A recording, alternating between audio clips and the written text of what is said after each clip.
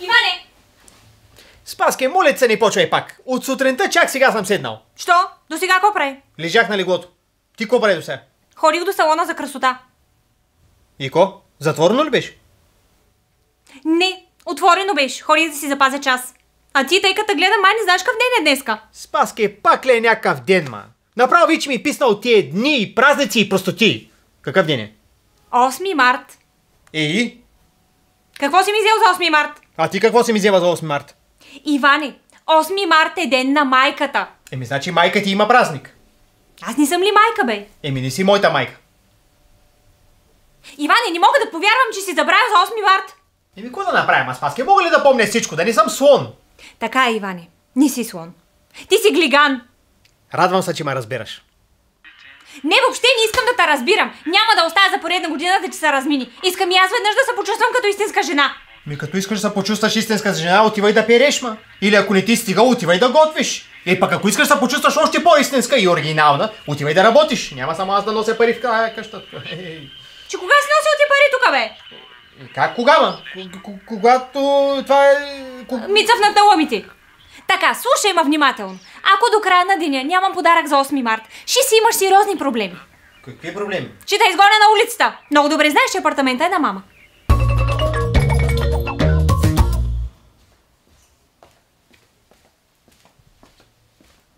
Иване, каква е тази тръба?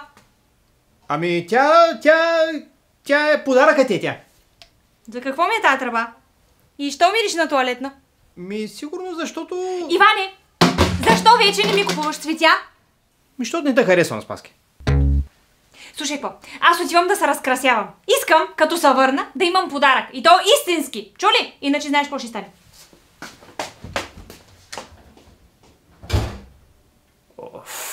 Направо вече ми писна. Всеки ден някакъв празник. Ще трябва да иззема нещо на тъс, че ще стане една... Ма какво да иззема? Сетих се обадя на мама. Как се обадя? Аз нямам телефон. Стационар не.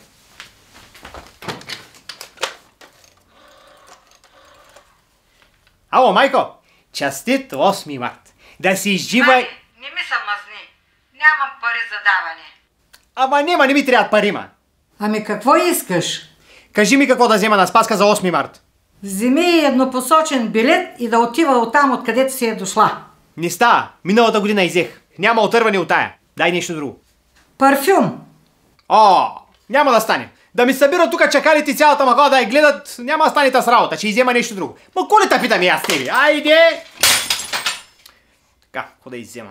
Сетих се, ще иззема тиган. Ще бъде грешка. Да я вземеш тиган. Че ти пък откъде знаеш? От опит. От опит с какво? Да подаряваш подаръци на майка си ли? Не, с жените. Че ти пък какъв опит си имал с жените? Колко гаджета си имал? Със сигурност повече от теб. Аз едно време като бях в спортното, моето момче бях като санитарен възел. Отгоре до долу целия бях в почки. Само като чуя, че съм борец и ти кам се ли бяха по мене като мухи на лед. И мога да сваря да ги броя. Почките ли? Не, гаджета. Ти колко каза, че си имал, бе, опитнико? 30, а ти? 31. И кои са били те? Майка ти останалите 30. Така какво каза, че да иззема? Парфюм. Няма да иззема парфюм. Защото, Георги, ако имаш и опит, ще да знаеш, че парфюма не води до нищо хубаво. Ще иззема тиган. Защото тигана ще направи майка ти щастлива. А от друга страна, аз съм още по-щастлив, защото има какво да ми готви. Хубаво, добре, че си знаеш. Ма помни, че съм те предупредил. Какво си ме предупредил? Няма заклини. Отдели го взимаш този тиган. От магазина, що? Защото мога да ти предложа начин, от който може да спестиш пари. Какъв е този начин? Дай да слезеш така. Преди ми искаш по 5. Инфлация. Хубаво, добре. Обаче искам първо да ми кажеш начина. Кешуей. Какво е и Кешуей? Кешуей е най-големият сайт за кешбек в България. Имат над 230 магазина. Георги, не ми се прави на интереса да ми обясни с прости думи, да те разбера като обикновен човек. Много е просто. Когато пазаруваш през тях, ти връщат част от парите. Сега вече те разбирам, Георги. И най-хубавото в този случай, че ще си нов потребител. А новите потребители получават 5 лева първоначален бонус. 5 лева, давай. Гледай сега. Отиваш им в сайта, натискаш магазина, който ти трябва и ето, след като пазариш, получаваш 7% кешбек. Достатъчно, Георги, разбрах. Напълно заслужено получаваш твоите 10 лева. Обаче имам цяло 50. Добре, дай ми 50, аз ще дам 40.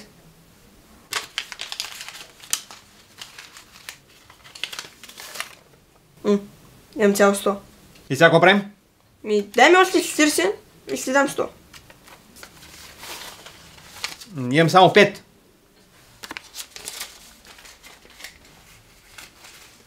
Кома гледаш? За 5 лева няма ти дам 100. Други нямаш? Имам само тук някакви монетки имам. Дай ги. Ето, tu има е всичко. Няма как за тия стинки да си дам 100 лева. Дай някой друг път ще се оправим. Хубаво. Ай. Тук някакси нещо по медиен руднички стана, ама не можа да офана какво беше.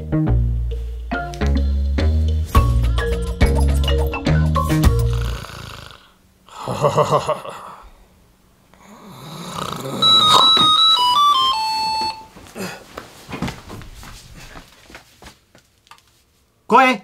Бекон Експрес, имате доставка, долу съм. Те много бързо стали нещата. Идвам!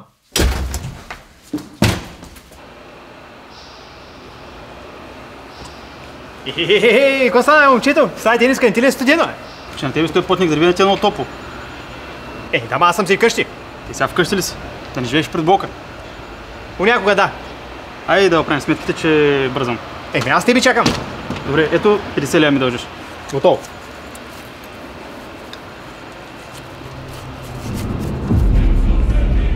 Изчакай малко.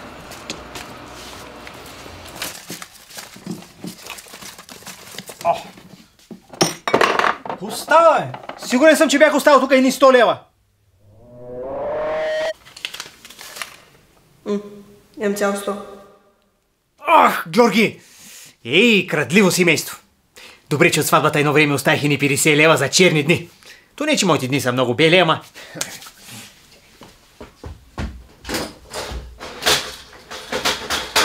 Намери ги! Срещу мен да бягате, не мога да ма стигнете! Крадци! Мошенници! Какво е това? 50 лева, сляп ли си? Ама аз за първи път виждам такива. Що си малък, зато и? Съжалявам, не мога да платиш с тях. Що не мога да платя с тях? Защото на тях пише 92 година. Вече не са в обращение, пък и плюс това се равняваха на 5 стотинки. Много взехте да ги разберете вашето поколение. Вече пораснах ти, айди! Ще плащаш ли или да си ходя? Защото имам среща без това. Злато приемаш ли? Може.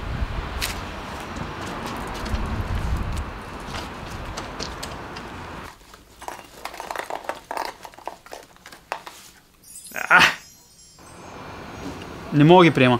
Не се притесняй, тя няма да се сърди. Не, имам предвид, че това не е злато. Как така да не е злато? По какво разбрах, че не е злато? Аз лично съм ги купувал. Дал съм 3,50. Да, не е злато. Виж какво, имам нещо много по-скъпо и ценно от този циган. И съм готов да се разделя с него в името на жена ми. Обаче трябва да ми обещаеш, че ще се грижиш за него така, както аз съм се грижил през всичките години. Добре, ще се грижа за него. Какво е? Фласката ми.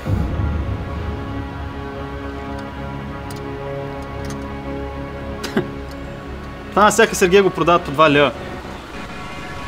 Не е въпросът това. Ценното и вътре. Каквото и да има вътре не ме интересува. Аз без това не пия. Дай ми го тук, неблагодарник. Слушай, тази пратка няма ли преглед? Има, да. Преглед, има и тест даже. Ще искам да я прегледам и да я тествам. Добре.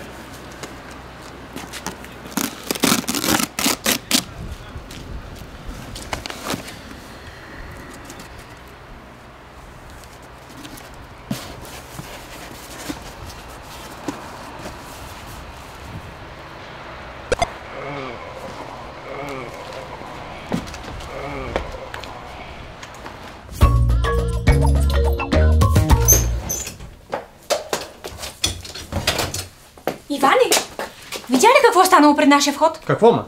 Някакво момче е припаднало. Да извикаме линейка. Ма никой няма да се обаждаш, ма. Хората постоянно припадат, ма. Даже някой повече от един път. 2 пъти, 3 пъти. Спаскай, слушай. Имам нещо за тебе. Иване, взел си ми подарък? Смаскай, честит 8 март.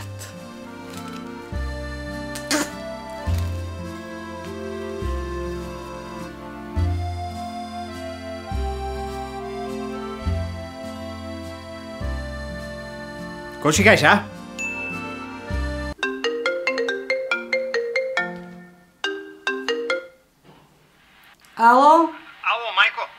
Иване, откъде ми звъниш? Какъв е този номер? От улицата. Слушай, до вечера може ли да дойда да спя при тебе? Днес е 8 март. Естествено, че няма да може. Защо няма да може? Имам среща, Иване. Айде, затварям ти, че нямам време. С кой имаш среща, ма? Ало? Какво направи този момък? Защо закъснява? Ало, идваш ли? Идвам. Малко ще закъсня, обаче, защото имах проблем на работа. Какъв проблем? Един тапунгер ме удари с един тиган, че нямаше пари да си плати. Мале, какви хора има? Дано на улицата остане. Как ни го е срам? Айде, идвай! Здравейте, приятели! Благодарим ви, че гледахте. И също така благодарим на нашите приятели от Cashway. Ако искате да разберете повече за умното пазаруване, посетете линка в описанието. Ти казваш, вземи еднопосочен билет и да отива там, откъдето е дошла. Да, остро. Те се знам, цялата розаста. Парфюм. Чакай. Дай пак. Още пак. Да го се не види. Парфюм. Само това да кажа. Парфюм. Само не на камерата. Навънка пак. Навънка да гледам. Това забравих. Сваляш го, виж. Сваляш. Какво направи този момък? Защо закъснява? Да. Натискаш. Ало, идваш ли? Какво направи този момък? Не, дай пак. Ало, закъсняваш. Чакай. Сега какво беше? Ало. Сваляш? Свалям го. Ало. Не. Сваляш го и... какво направи този момък? Защо закъснява? Натискаш, сваляш логото и тогава казва. Какво направи този момък? Защо закъснява? Ало, идваш ли? Дано на улицата остане. Как ни го е срам? Айде, идвай! Да, добре. Айде, добре. Супер, дай пак. Без да го Сега. Само няма да го четеш, сега трябва да го запомня.